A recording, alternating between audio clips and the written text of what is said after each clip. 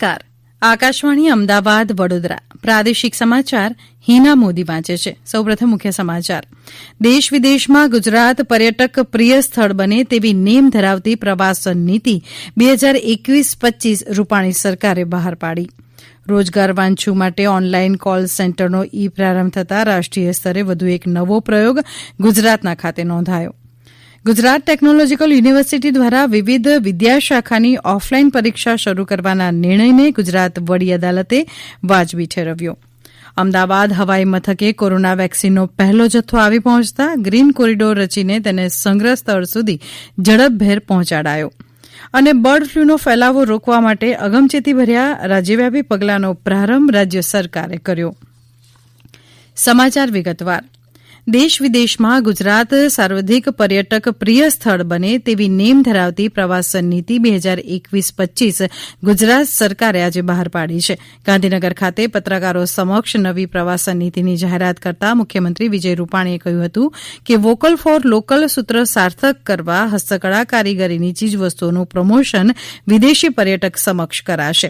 તેમણે વધુમાં જણાવ્યું હતું કે ટુરિસ્ટ ઇન્ફ્રાસ્ટ્રક્ચરનો વિકાસ કરવા સાથે સ્થાનિક રોજગાર વૃદ્ધિ માટે હોટેલ રિસોર્ટને ટુરિઝમ ગાઈડલાઈન નિયુક્ત કરવા વ્યક્તિ દીઠ મહત્તમ 4,000 રૂપિયાની માસિક નાણાં સહાય 6 મહિના સુધી અપાશે.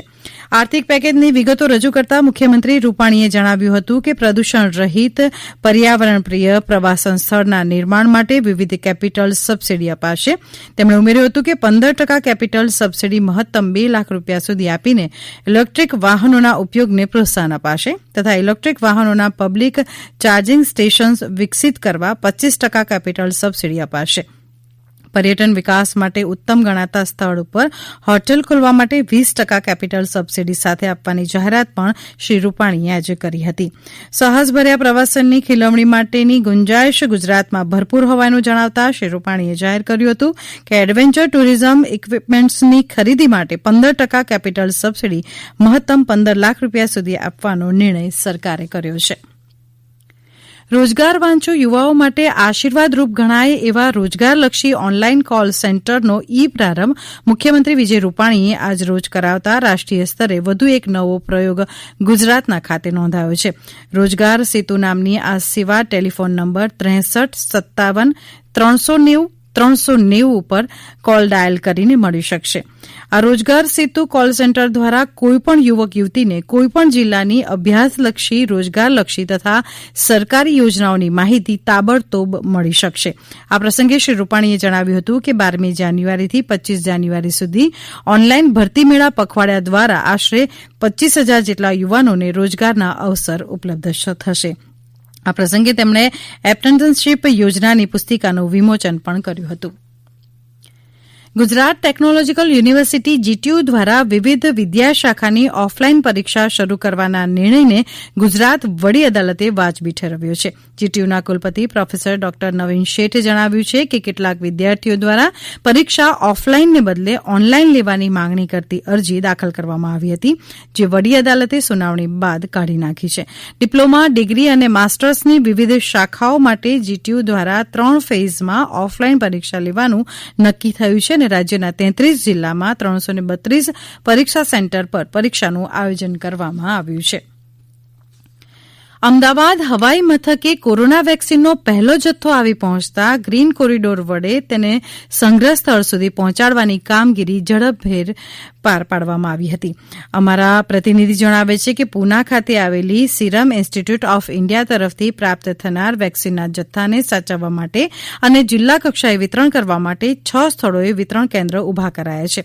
વેક્સિનના પહેલા જથ્થાના આગમન પ્રસંગે ગૃહ રાજ્યમંત્રી પ્રદીપસિંહ જાડેજાએ જણાવ્યું છે કે કોરોના રસીનો પહેલો જથ્થો આવી પહોંચતા હવે અજંપાભરી સ્થિતિના અંતનો આરંભ થયો છે. પરંતુ કોરોનાની લડાઈ સામે ચોકસાઈ છોડવાની નથી.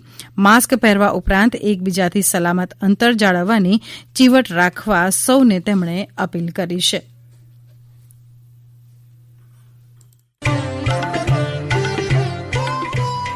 કોવિડથી બચવાના મહત્વપૂર્ણ 3 ઉપાય: માસ્ક પહેરો, 2 ગજનું સલામત અંતર જાળવો અને હાથ સાફ રાખો.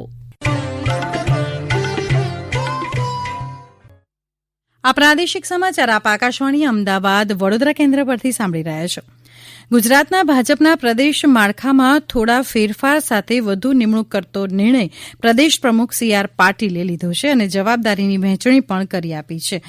નવા ફેરફાર પ્રમાણે ડોક્ટર ભરત બોઘરા અને મહેન્દ્ર પટેલને પ્રદેશ ઉપપ્રમુખ બનાવાયા છે, જ્યારે જયશ્રીબેન દેસાઈને પ્રદેશ મંત્રી તરીકે સામેલ કરાયા છે.